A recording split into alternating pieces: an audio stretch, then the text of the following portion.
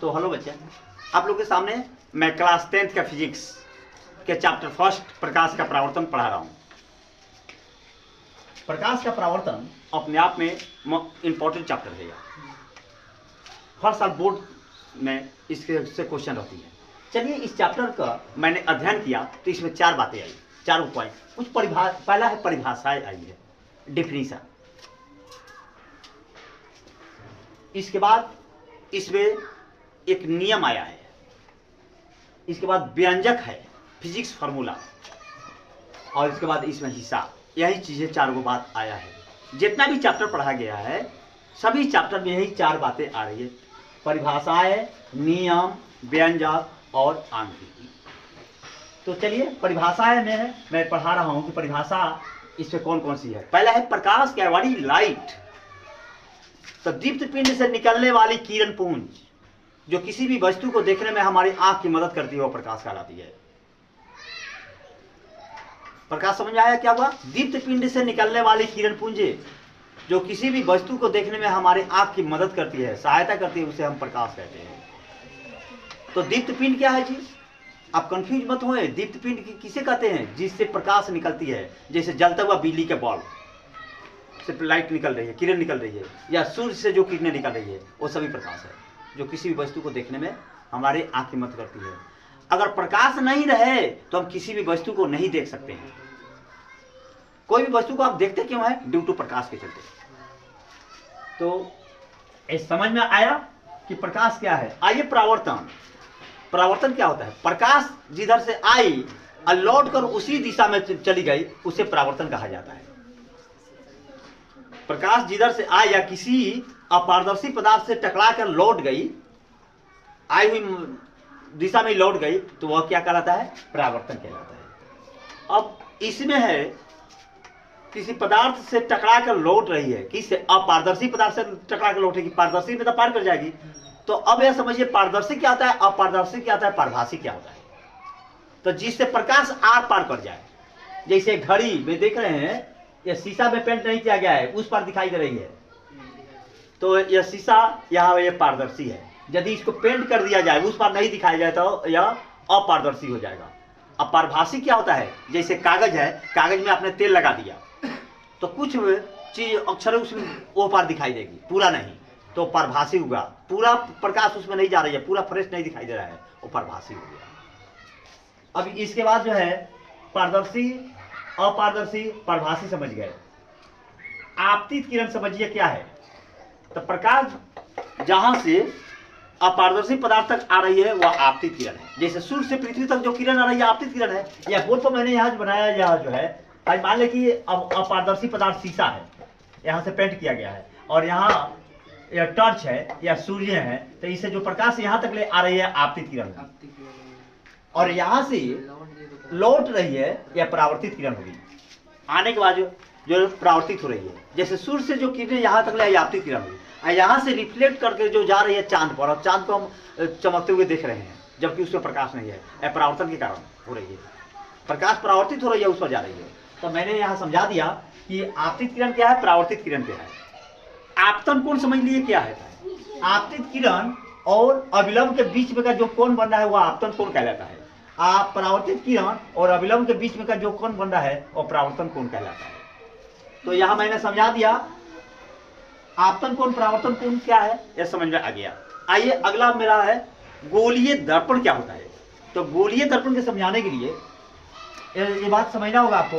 एक गोलीय दर्पण जो है किसी खोखला गोला का टुकड़ा होता है जो शीशा का होता है। जैसे फुटबॉल आपने देखा, फुटबॉल रबड़ का है, लेकिन शीशा का अगर फुटबॉल के आकार का हो, अभी तक से खोखला हो, यदि इसको हम पटकेंगे तो फूटेगा, उसका टुकड़ा होगा ऐसा टेढ़ा, और उस तरफ से एक तरफ से रंग देंगे, चाहे बाहर से रंग दे या भीतर से, तो रंग दिया गया तो वो दर्पण बन जाएगा, वो गोलीय दर्पण हो जाएगा। और यह गोलीय दर्पण 2 तरह का हो जाता है, अवतल, अवतल।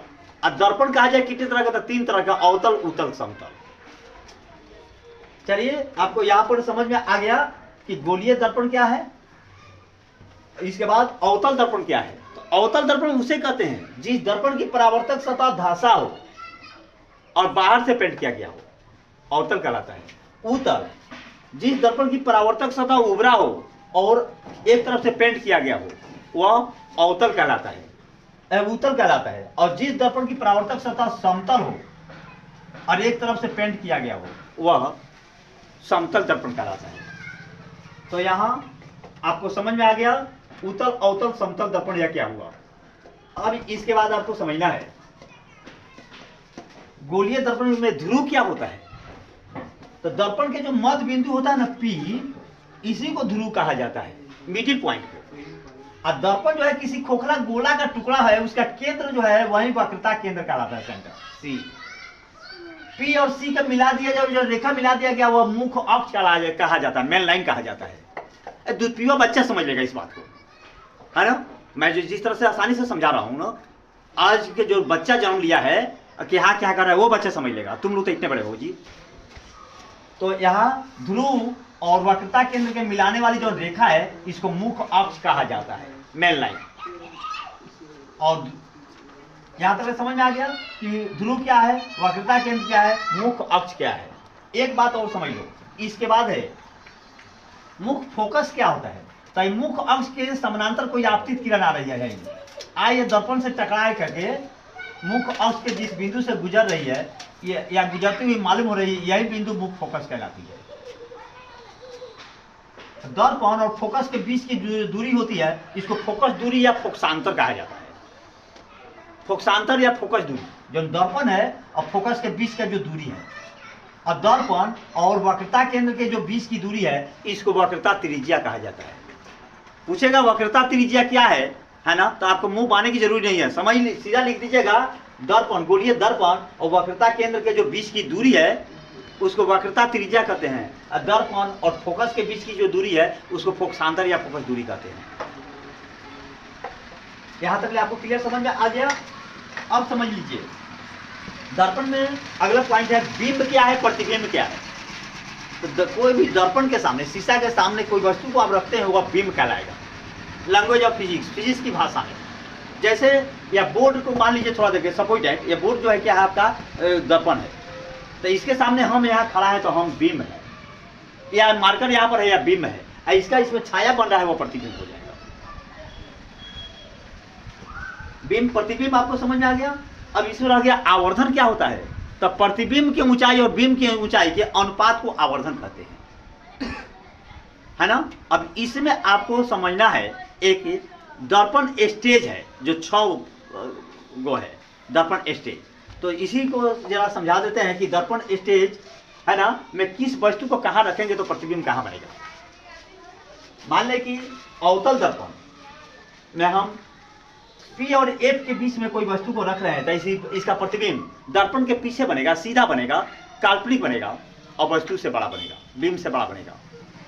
अगर C पर रखते हैं तो इसका प्रतिबिंब C पर ही बनेगा, उल्टा बनेगा, वस्तु के बराबर बनेगा, वास्तविक बनेगा। एक ही स्टेज है जो काल्पनिक बनेगा, P और F के बीच में रखा जाएगा। तो अगर C अनंत के बीच में अगर बिंब को रख रहे हैं तो इसका प्रतिबिंब कहां बनेगा, C और F के बीच में बनेगा, उल्टा बनेगा, छोटा बनेगा और वास्तविक बनेगा। C और F के बीच में रख रहे हैं तो C और अनंत के बीच में बन जाएगा, उल्टा बनेगा, बिंब से बड़ा बनेगा प्रतिबिंब और वास्तविक बनेगा। अनंत पर रख रहे हैं तो F पर बनेगा, F पर रखते हैं तो अनंत पर बनेगा। इस तरह से यह है। अवतल दर्पण का यूज कहां होता है ये भी समझ लीजिए। अवतल दर्पण का यूज जो है उपयोग सैलून में होता है, कोई भी गाड़ी के हेडलाइट है उसके रिफ्लेक्टर में होता है ना। उत्तल दर्पण का यूज कहाँ होता है, तो उत्तल दर्पण का यूज गाड़ी जो है ना उसका साइड मिरर में होता है। बस, ट्रक, जीप, कार जो है ड्राइवर के बगल में जो रहता है, या मोटरसाइकिल है उसके अगर बगल में जो लगा हुआ है साइड मिरर में होता है। तो मैंने यहाँ आपका परिभाषा के बारे में यह समझा दिया, नियम भी समझा दिया कि इस चैप्टर में एक नियम है प्रकाश के परावर्तन का नियम। तो परावर्तन के 2 नियम है, आपतित किरण, परावर्तित किरण, इस पर डाला गया विलंब तीनों एक तल में है, और दूसरा नियम है आपतन कोण हमेशा परावर्तन कोण के बराबर होता है। इसे क्या कहते हैं, परावर्तन के नियम कहते हैं। आपको व्यंजक इसमें साबित करना है, एक आवर्धन सूत्र साबित करना है, एक दर्पण सूत्र साबित करना है ना, F बराबर R/2 साबित करना है। 3 ठो इसमें व्यंजक साबित करना है। इस पर कुछ हिसाब है, न्यूमेरिकल है, यही है जो अगला दिन मैं लेकर के आऊँगा, है ना। अगर वीडियो आप लोगों को समझ में आए तो अगला वीडियो देखने के लिए मेरे चैनल को सब्सक्राइब कीजिए, अच्छा लगा तो लाइक कीजिए और अधिक से अधिक बच्चे तक शेयर कीजिए। चलिए बहुत बहुत धन्यवाद। पसीना बहाओगे तो बल मिलेगा, अच्छे दोस्तों से साथ हर पल मिलेगा, झूठे कपटी लोगों के बीच दलदल मिलेगा, गुरु के पास हर समस्या का हल मिलेगा। आज मेहनत करोगे तो बेहतर कल मिलेगा। लहरों को कभी न छुपा पाएगा समंदर, रोशनी कभी न छुपेगी शमा के अंदर, रोशनी कभी न छुपेगी शमा के अंदर।